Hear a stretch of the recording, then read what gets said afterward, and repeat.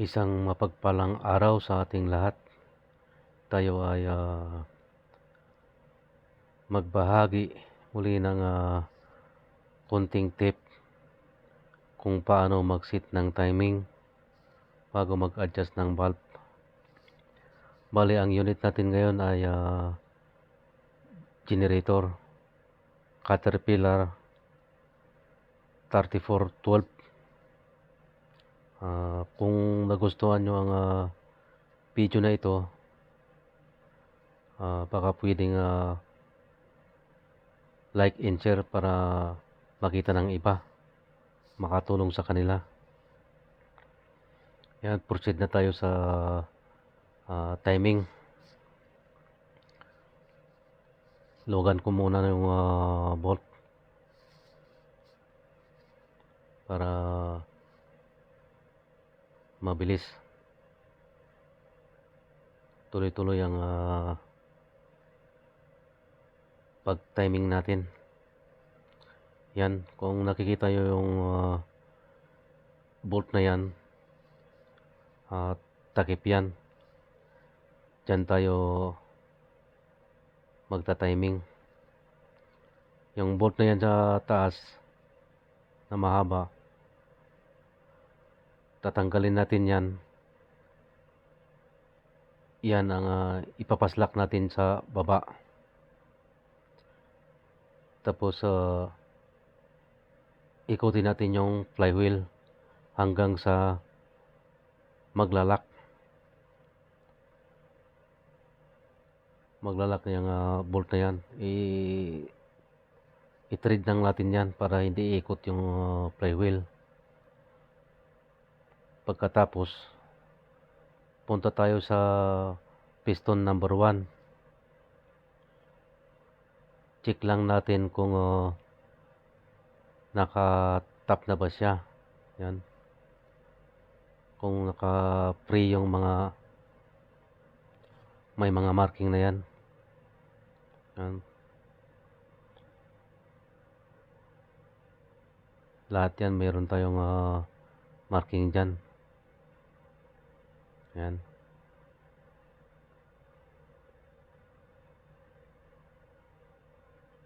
Ganun din sa kabila. Nagmarking din tayo para sigurado. Yan ang mga yan.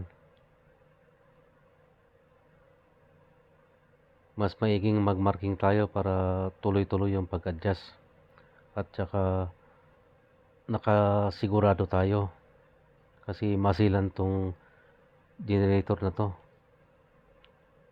Kasi pag start natin, 1,800 RPM kagad.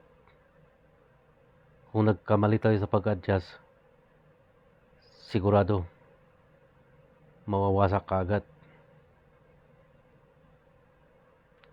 Yan naman yung mga kasama natin gumagawa, ibang lahi. Tapos yung sticker na yan,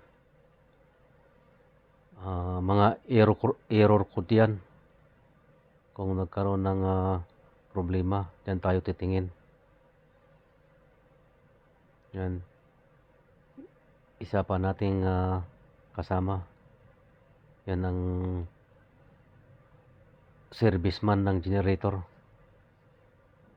Yan. Diyan natin makikita yung engine model. Yan, yung sticker na yan. Pagkatapos, yung ginagamit nating filler gauge.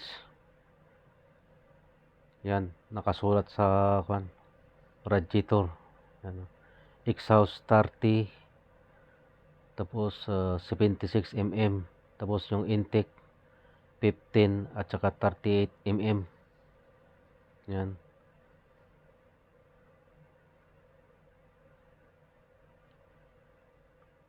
Yan naman ang ginagamit natin na manual.